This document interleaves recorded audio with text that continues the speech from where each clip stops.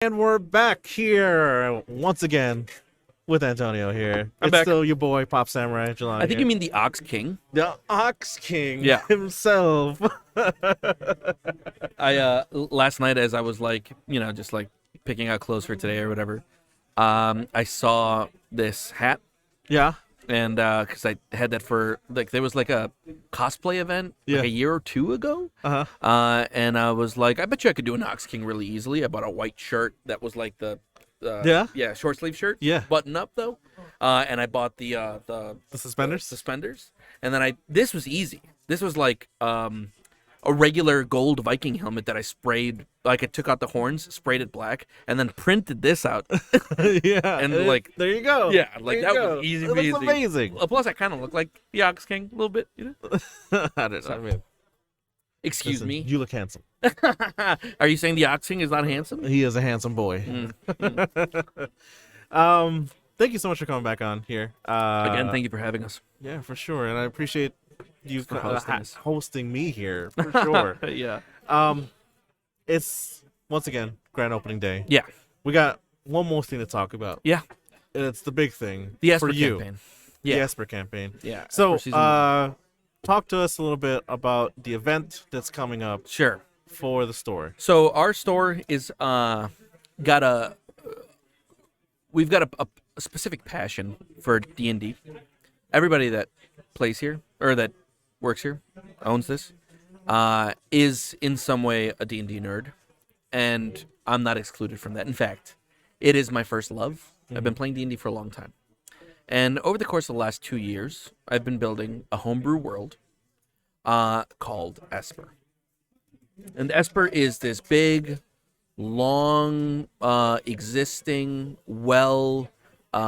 historied world that I just have been toying with for the better part of 16 years. I have put a lot of time and effort into the consistency and depth of its world build, and because world building has been my main hobby for so long.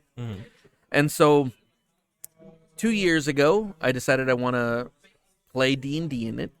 So I spent a year turning it into a D&D kind of skin for 5e. And then I started playing in it a year ago with 4 groups, of which you're a part of. I am a part of it, yes. And the idea was to have a campaign that I refer to as a living world campaign. Now, I've seen people try to do similar things to it in the past, and I took a lot of notes from its various attempts. But the idea that I had was that we could play it like an MMO. So every group that's in this world is in this world at the same time. The actions that one group takes, if they're big enough, will affect the rest of the campaigns. The world is big, so if you kill a random, person in your, a shopkeep, Yeah. they might not hear it in another campaign that's across the world. But if you topple a city, people are going to hear about it. And your campaign has, even though you don't know that it's other people's campaign, has heard of the things that have happened in other campaigns. You've run into characters that have run into characters in the other campaigns. And a lot of the things that you've decided are affecting the things that are in the campaign, especially your group. All of the 4 alpha, beta testing groups are doing some of the biggest stuff. And the alpha group, the very first group that I started playing with, their campaign decisions led to the beginning of what we're calling Esper Season 1. They're like Esper Season 0. You guys are Esper Season 0.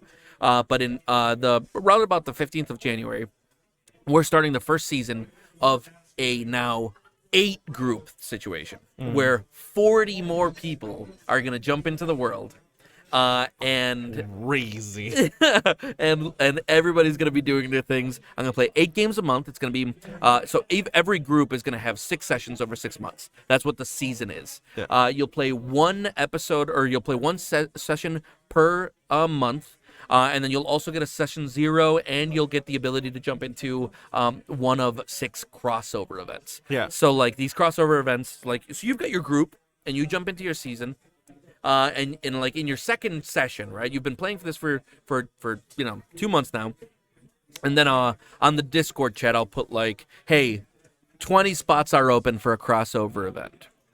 First 20 people to sign up, we'll jump into one of 4 5-person groups, and then you'll come in on a night that's not your scheduled night, and then you'll do, because of an in-game mechanic, you'll all travel to this one place and do a thing, whether it's like a cool one-shot dungeon crawl or like a giant boss that everybody hears about and now you're fighting. You'll finish that fight, get event-specific loot, and then you'll go back to your campaigns. Now your character has that stuff. And we'll do that 3 times during the season. So the people who play in Esper will have their 6 regular sessions plus their session 0 and 3 more events. So like you could potentially play up to 10 games during this 6-month campaign. So we're very excited about it. I really can't wait to see what the world is like for you guys once 40 more people jump in. Because at that point, there are now 56 human beings in this world over here, in the world of Esper. Yeah. And 56 real players, to me, is very exciting. Especially because, like, down the line, if this works out, if we all have a blast and, like, everybody loves it and they can't wait for a season 2, I'll add another DM. And we'll add more people. We'll get the 40 people that I'm running, plus the 12 people or the 16 people that are running it, plus whatever the other DM can handle. And if more DMs like it, we'll get a DM network going where we can all keep track of things together and get more and more people on it. I would love to see this become a real MMO, like an actual giant 200-300 person player game, where everybody's kind of affecting each other's stories. And really all it's going to take is competent DMs. Like I already built out over the course of the last year the organization structure that leads to it. So, we'll see. But season 1 is upon us. We are just about 15 days away from the first game of what'll effectively be, I don't know, like 40 games that I'm going to play. Yeah. But I'm excited about it, man. Yeah, I'm excited to see what happens, how the world gets affected. I've been playing for quite some time. I played with you. Of course, you're the No, but you've been playing in Esper for quite some time. Yes. Yeah, for sure. For quite some time. And you've got one of the characters that I love the most, and I'm not just saying that because he's in front of me. I really love your character. Like the stuff that you guys are getting in, and the decisions that you've made for your character, the way that you built him, and like the overarching narrative that is attached to your character is fucking beautiful. Especially since I get to really play around with some of my really esoteric mechanics. Like the Nali code is like, I'm a big fan of like the what is it? Not necessarily a cult, but the esoteric stuff about life I really love. Yeah. And there's a thing called the Akashic Record in like real life that's like this idea that like there is a kind of like a code to all of life, and people who read the Akashic Record could see like into the past and into the future, blah blah blah.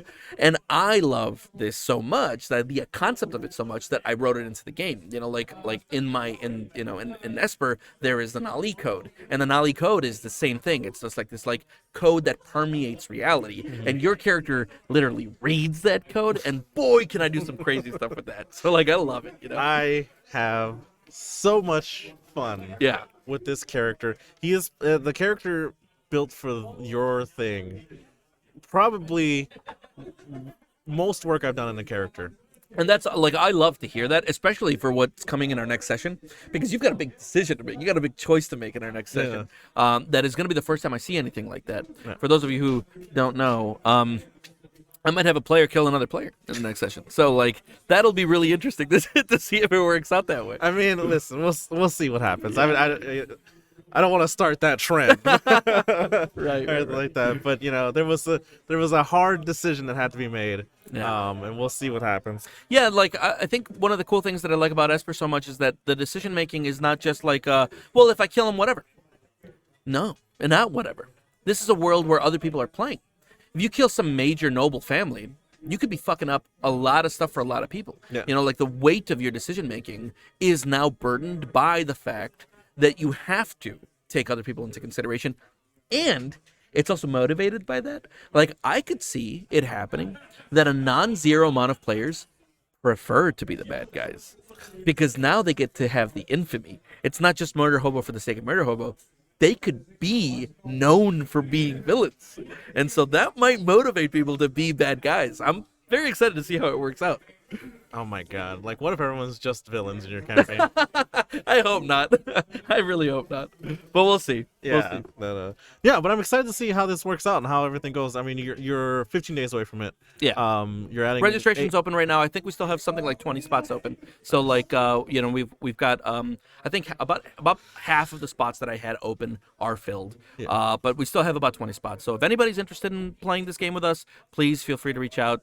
Come down to the store and help us out here in person, or just call ahead, or even just message me if you Website link is in the chat there for you guys out there who are watching. But yeah, there's some fun stuff coming down the line, and that's exciting. Warpstorm, MKE.com. Head there for more information on all that stuff there. Man, long time coming, right? You got it there. You built this. You built this campaign to get to here. Yeah, and that's great. And we've tried something similar in the past. Like we had a chat campaign. Yes, we did. And that's if there's one thing that happened in my life that made me feel like I wanted to do an MMO style game, it was when your character and Jason's character went off and had a picnic together outside, because like we ran a chat game. I had this idea for running a chat game where we were just playing 24/7. I called it 24/7 Chat D&D. And it was just like I was playing, like casually throughout the day, every day, and we played it for a month. Yeah, we did it for a month. For 30 days, we played D&D every day, all day. Yeah. And it was intense. It was amazing. Yeah. I would pay for the chat logs, because I don't have the chat logs anymore, but I would pay for those chat logs because I had never seen D&D done so intimately. I'd never seen it done so like the weight of every character was so real. Yeah. Like I had a guy who was playing who was part of your group, who went off on his own and had a panic attack during one of an actual in real life panic attack because of how visceral the chat could get. Because now you're free to be whatever you want, right? But really the thing that motivated me to do this Esper campaign was when your character went off with Slink and it was just you two, and you had the coolest little side adventure, and then went back to the main party. Nobody knows a thing. You guys just had the coolest fucking moment. You hunted this giant fox down. You shared some intimate details about your past. Boy, was the fucking atmosphere perfect. And I was just I want this. I want this. This all the time. This realism from D&D, that's what I'm looking for. Yeah. And that's what turned into this. The idea for a Living World campaign happened in that little picnic that you guys had, that camp. That there embodies a lot of the things that I love about role-playing, right? Is those moments, right? The moments where it's yes, we have a big goal. Yes, the world's ending or something like that, right? Or we have to stop some tyrannical ruler, whatever, right? But the moment where you're sitting by the campfire and you have this just little role-playing scene with another player, right? I think I live for those moments. Yeah. Right? If you can get a group to do it, if you can get not everyone's down for some people like the tactical stuff more and everything, but to get that moment, where you're talking or your characters share a moment about something, or there's an argument about something or something like that, it just I feel like it elevates the whole thing. So that's why you've noticed I don't skip through shopping. I role play shopping. Yeah. You meet the shop owners. Yeah. You develop relationships with them. Yeah. Sometimes they like you. Sometimes they don't. You're in Rathnu territory. A lot of those Rathnu are racist as shit to human beings. And you're only humans. Some of them are cool with you. And look at Zach's character, Spam. Spam, you either love him or you hate him. A lot of characters who are supposed to be bad guys, chummy as fuck with Spam, right? And a lot of characters who are benign as fuck, Spam rubs them the wrong way. Yeah. And it's because of those relationships that you guys have had specific experiences through the world. I love the role play aspect of this stuff. Yeah. You only get to be your character if you allow yourself to be your character. If I'm just okay, you guys buy blah blah blah blah blah blah blah, you never got a chance to be you. Like I want to see what you're like outside of of combat situations. And like those little intimate moments, like you and Slinkhead, I feel like those moments are hard to have even in groups like this.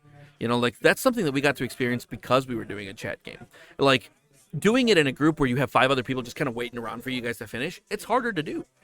So like that's why I was super like thankful for, one, having done a game like that, but 2, having done a game like that with like seasoned players who like were ready to like really give themselves to the role play of these events. Yeah.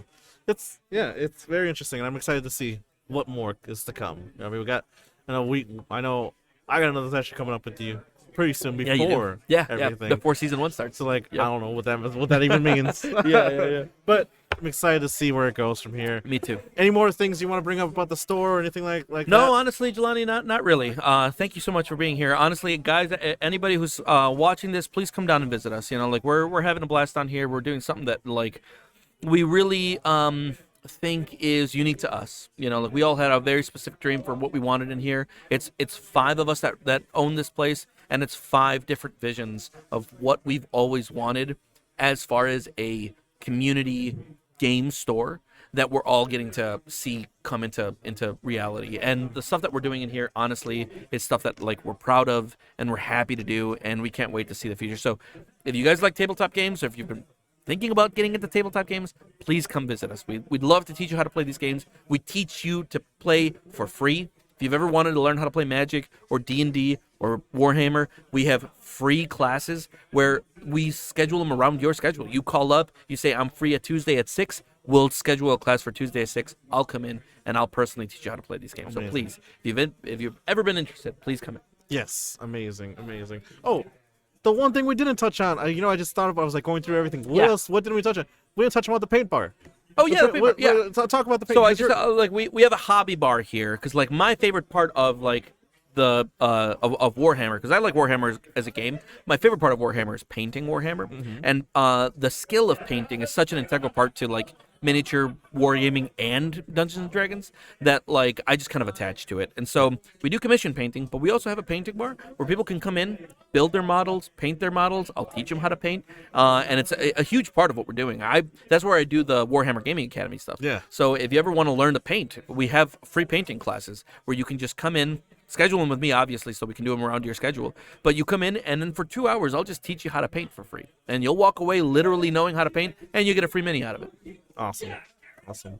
Well, links in the chat, guys, for the website. Check out more information on Warpstorm Games and Lounge.